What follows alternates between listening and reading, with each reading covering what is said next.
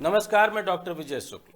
दिल्ली के राजनीतिक गलियारों में हवा गर्म है, लेकिन यमुना के किनारे ठंडी पड़ी छठ की संध्या ने कुछ ऐसे सवाल जला दिए हैं जिन्हें कोई जवाब नहीं देना चाहता।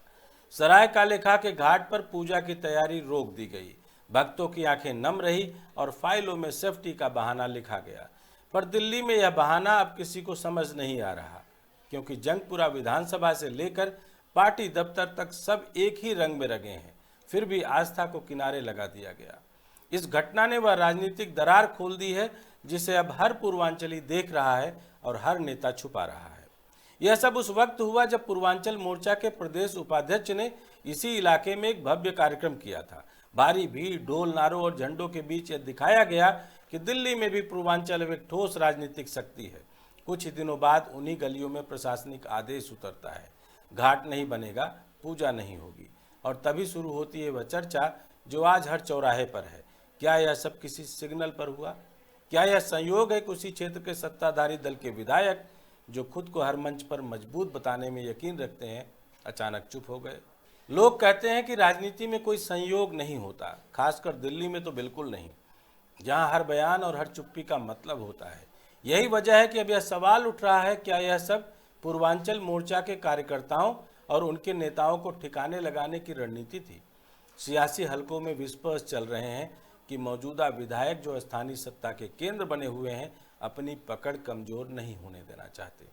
और जब मोर्चे के कार्यक्रम में भीड़ उस सीमा को पार कर गई जहां जनता प्रतिनिधि से बड़ी दिखने लगी, तब सत्ता ने सबली मैसेज भेज दिया, पावर स्टिल लाइज हियर। राजनीति में यह पुराना तरीका है, दिखाना है कि आदेश ऊपर से नहीं नीचे से आया। खेल यह है कि फैसला फाइल से निकलता है, पर असर जनता की आस्था पर पड़ता है। कहा जा रहा है कि तकनीकी रिपोर्ट तो बस पर्दा है, असली फैसला उस दायरे में हुआ जहां राजनीति और नौकरशाही एक दूसरे की आंखों से इशारा समझ लेते हैं। और यह इशारा उसी वक्त आया जब पूर्वांचल मोर्चा दिल्ली में अपने पांव मजबूत कर रहा था, वो भी खासकर जंगपुरा विधानसभा में। दिल्ली की भाजपा इकाई में यह अंदरूनी खींचतान कोई नई नहीं है। पूर्वांचल मोर्चा हमेशा से पार्टी की ग्राउंड फोर्स रहा है, मेहनती, भावनात्मक और वोटों में निर्णायक। लेकिन जैसे जैसे उनका प्रभाव बढ़ा, वैसे वैसे स्थानीय नेतृत्व को असहजता होने लगी। पुराने काडर कह रहे हैं कि अब सत्ता के गलियारों में कंट्रोल पॉलिटिक्स चल रही है, ग्रास रूट्स को सीमित रखना और नैरेटिव को ऊपर से तय करना। और इसी स्ट्रैटेजी का ताज़ा शिकार शायद यमुना का यह घाट बना है। दिल्ली के सत्ताधारी सर्कल में अब यह विश्व बन चुका है कि मौजूदा विधायक ने यह कदम डिसिप्लिन शोकेस के तौर पर लिया, ताकि पार्टी में यह सिग्नल जाए कि कोई भी मोर्चा या क्षेत्रीय गुट स्वतंत्र होकर भीड़ ना जुटाए। पावर हायरार्की बनाए रखनी है, और जो भी इससे बाहर निकलेगा उसे ब्यूरोक्रेटिक रीजनिंग से रोका जाएगा। यानी खेल साफ है, politics dismissed as procedure. Delhi की जनता अब इसे साफ देख रही है। हर साल छठ के मौके पर यमुना किनारे जनसैलाब उमड़ता है। वही घाट इस बार बंद रहा और प्रशासन ने उसे अनसेफ कह दिया। आयरॉनिक यह है कि यही घाट पिछले 30 सालों से पूजा का केंद्र रहा है। जल स्तर हर बार बदलता रहा, पर श्रद्धा नहीं डिगी, मगर इस बार श्रद्धा को रिपोर्ट की गहराई में डुबो दिया गया। बिहार में इसका असर क्या होगा, यह सवाल अब रणनीतिकारों के बीच घूम रहा है। दिल्ली में बैठे पूर्वांचली मतदाता केवल वोटर नहीं, ट्रेंड सेटर हैं।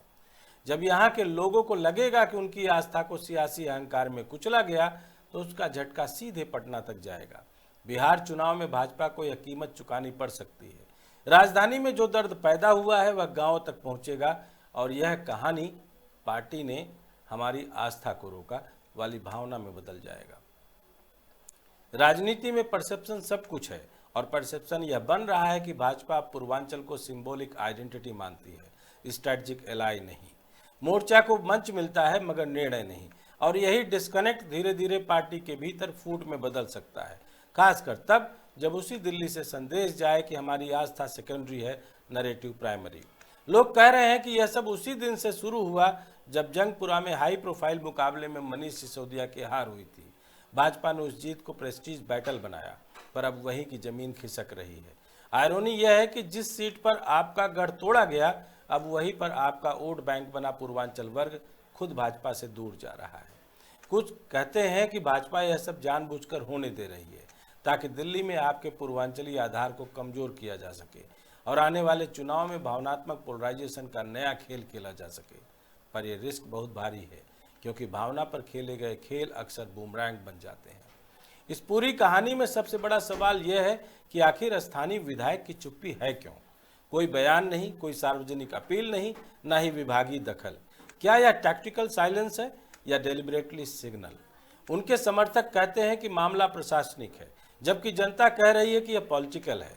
और जब जनता और नेता के नरेटिव टकराते हैं तो सच्चाई हमेशा सत्ता से बाहर निकलती है। अब पूर्वांचल मोर्चा के भीतर बेचैनी बढ़ रही है। जो कार्यकर्ता हर साल छठ की मिट्टी में पैर रखकर मंच बनाते हैं, अब वही कह रहे हैं कि हमारे अपने ही हमें रोक रहे हैं। यह वह स्थिति है जब संगठन का निचला हिस्सा अपने ही नेतृत्व से एलिनेट हो रहा है, और यही किसी भी बड़ी पार्टी के लिए सबसे खतरनाक मोड़ होता है, जब उसका जमीनी चेहरा विश्वास खो दे। दिल्ली की यह कहानी अब सिर्फ घाट की नहीं, पूरे संगठन की क्रेडिबिलिटी की है, और यही वह क्रेडिबिलिटी है जो बिहार चुनाव जैसे राज्यों में भाजपा की धार तय करती है। अगर दिल्ली में पूर्वांचल का सम्मान नहीं दिखा तो बिहार में उसका असर हर बूथ पर पड़ेगा, क्योंकि यहाँ के लोग यह भूलते नहीं कि कौन उनके साथ खड़ा था और कौन फाइलों के पीछे छिप गया। अंदर खाने की चर्चा है कि पार्टी के कुछ वरिष्ठ नेताओं ने इसे पूरे विवाद को ओवर रिएक्शन बताकर शांत करने की कोशिश की, मगर डैमेज हो चुका है। जब फेथ हर्ट होता है तो पॉलिटिक्स भी फेथ लूज करती है, और इस बार चोट सीधी दिल पर है। छठ रोक दी गई, कहना किसी पूर्वांचली परिवार के लिए इंसल्ट से कम नहीं।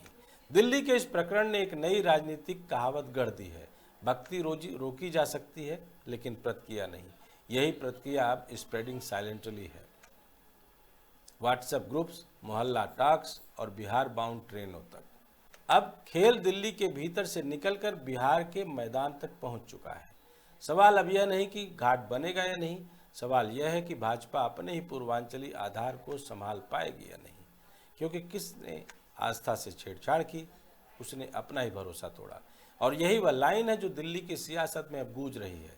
सरदार जी ने अगर ये अड़ंगा नहीं डाला होता तो आस्था नहीं मरती। बाकी फाइलें कहेंगी कि सब सुरक्षा के लिए था, पर जनता जानती है ये फेल सेफ्टी का नहीं, स्ट्रेटजी का था। और दिल्ली में जब स्ट्रेटजी आस्था से टकराती है तो राजनीति का संतुलन वहीं टूटता है जहां से सत्ता शुरू होती है। इसलिए जो सवाल सराय काले खा के घाट पर उठा था, अब वही सवाल बिहार के वोट बैंक पर छा गया है। कहीं यह सब सिर्फ एक पॉलिटिकल मैसेज तो नहीं था, और अगर था तो यह संदेश बहुत महंगा पड़ने वाला है। क्योंकि जनता को पता है कि पार्षद और विधायक भारतीय जनता पार्टी के हैं, और अब विपक्ष में आम आदमी पार्टी है।